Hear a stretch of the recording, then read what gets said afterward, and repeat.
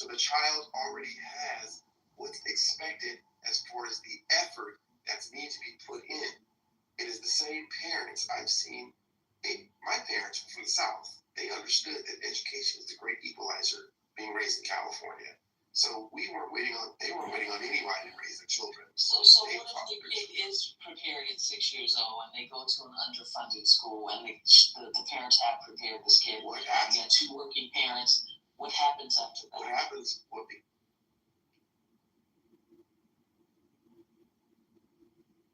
Goober was considered barbaric, right? So that's why you were supposed to show modesty by having a small penis, and they showed height it, right? So that's what they wanted.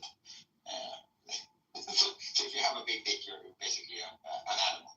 It appeals to your animal instincts. Hi, I have a question. Is this Edmund? Yes, I have a question for the moderators. No, is it Edmund? Yes, this is Edmund.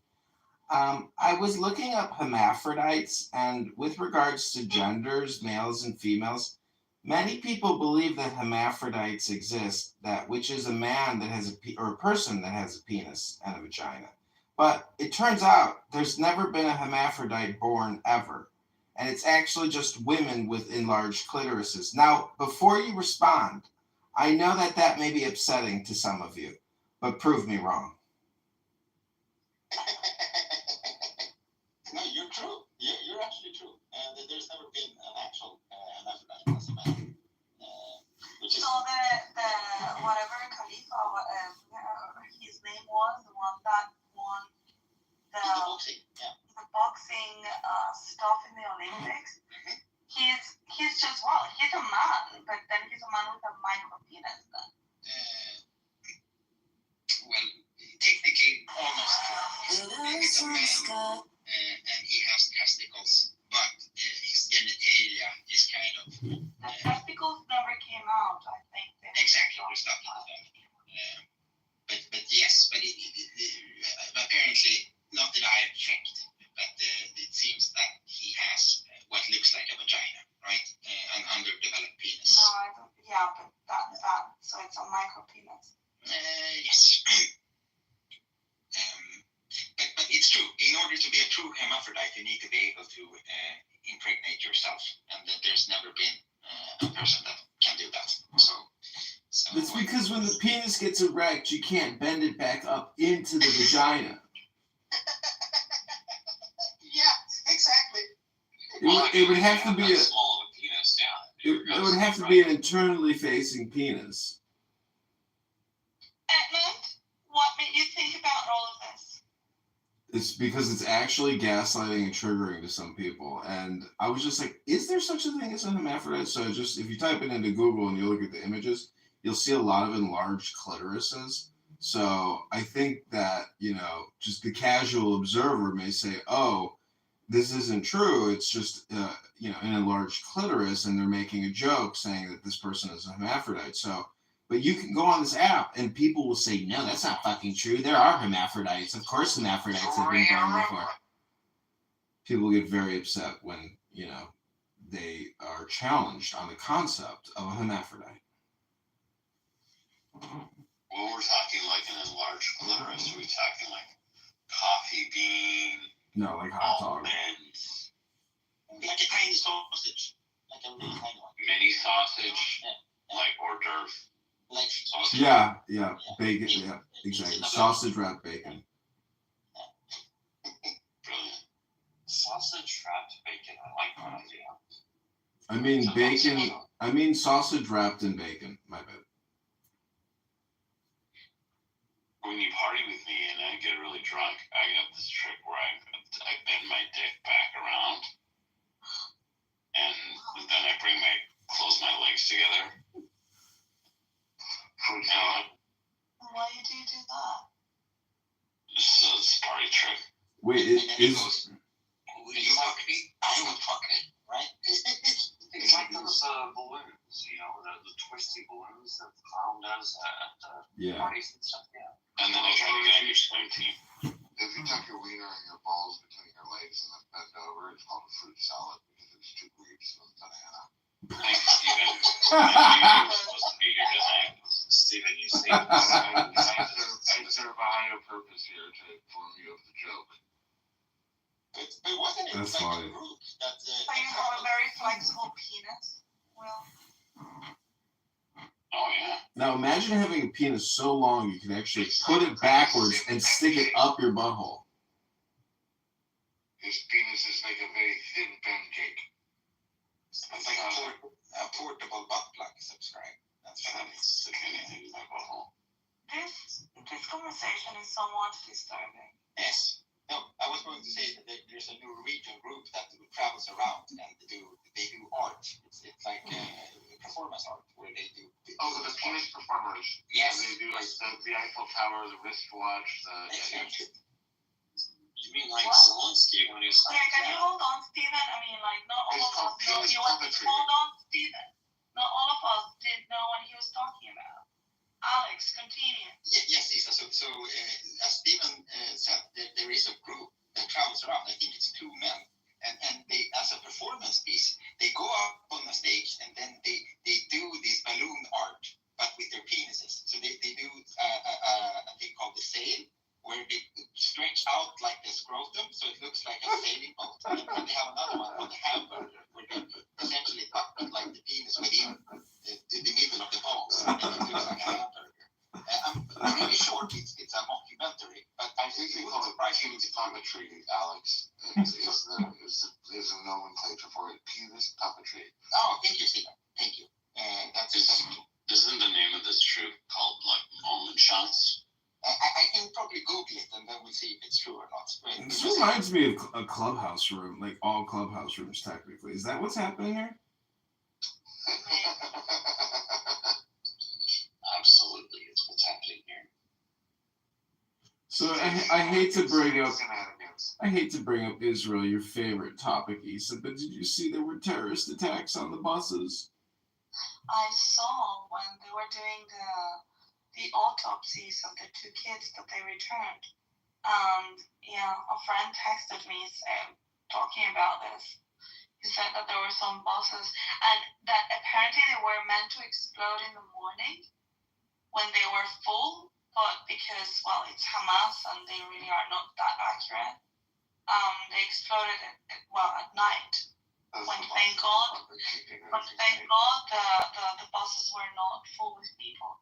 I'm willing to bet that right now there's a room on Clown House which is already labeling a false flag propaganda.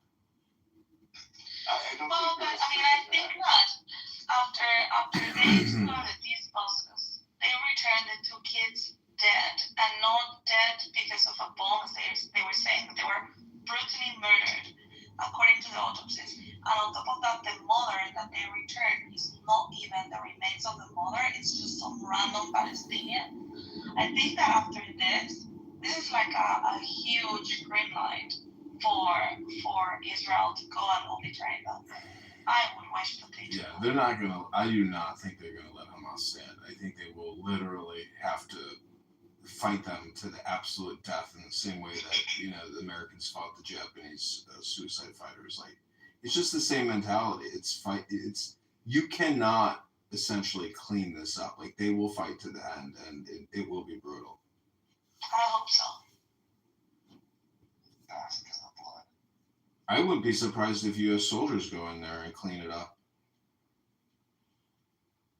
I actually think that they will. With bulldozers, spiked bulldozers that are as big as a building. I think they'll just level everything out. Yeah, that's true.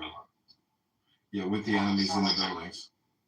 It's not like the construction techniques over there are very good or anything, You should shut off the water. Yeah, that's what, the Romans did to Vercingetorix, and the women came and were crying with their hands out and were unfurling their hair and begging for the Romans to save them. And the Romans said, no, get lost, bitches. Yeah, we're good. Get lost, bitches.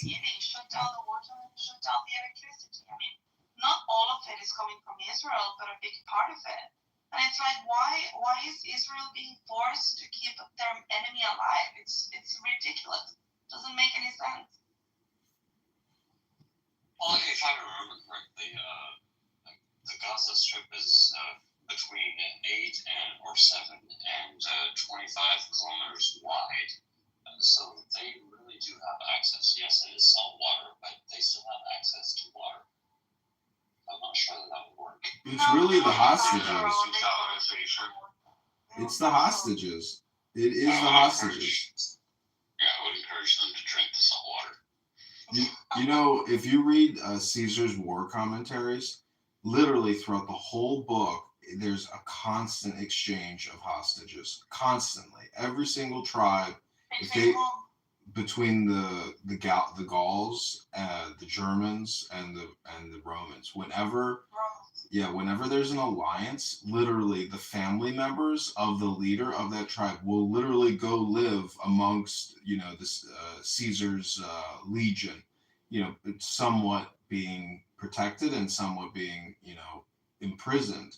So if you study history in war, hostages are always involved in war. Yeah, dude, I get that. Obviously, I mean, it's kind of like leverage. But, I don't know, what's happening in Gaza is beyond normal. I don't think that there should have been a negotiation with those fucking terrorists to start with. I mean, you cannot, how can you sit on a table with them to negotiate, after what they've done? And then on top of that, being forced to believe and trust their word, but with no communication, that's even worse. Like, you need to communicate. Otherwise, you really have no intelligence. You have to, because even what they say, I mean, what they're saying is a lie, but you still need the lie. You need the communication. It keeps them engaged. Yirmiyahu, honey, how are you? Hi. Yirmiyahu, we were just talking about the explosions of the buses and the mom not being the mom. What do you think it's going to happen? Do you think that Israel is going to attack? Go full blown Gaza? I think it's inevitable, but not immediately would be my guess. Hey, just to speak, I don't know if that was Edmund that was talking before being streamed, but I always like to know. But anyway, I just imagine we are probably.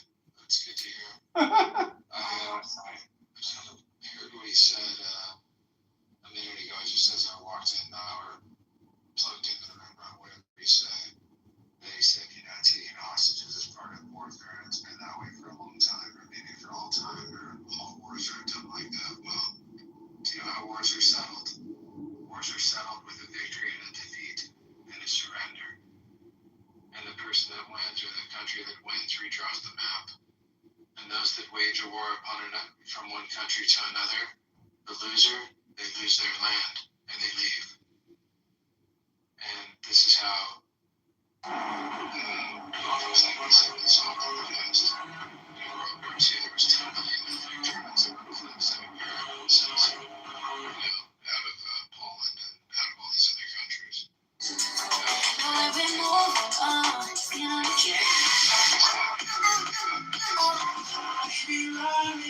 Millions of people have been moved around this world. It's the only way that wars have been solved.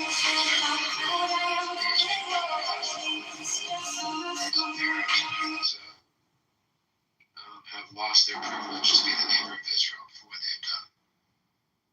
And until they're removed from that land, we won't have peace. I don't believe that you can negotiate with them to, somehow not want to kill us anymore. I think they've made it abundantly clear. They're parading our dead hostages, our babies, the Beavis babies, on a stage. They're making a big production about it with their freshly pressed uniforms that have never seen combat, because they have uniforms and put on Adidas tracksuits and pretended to be innocent civilians as they fought with the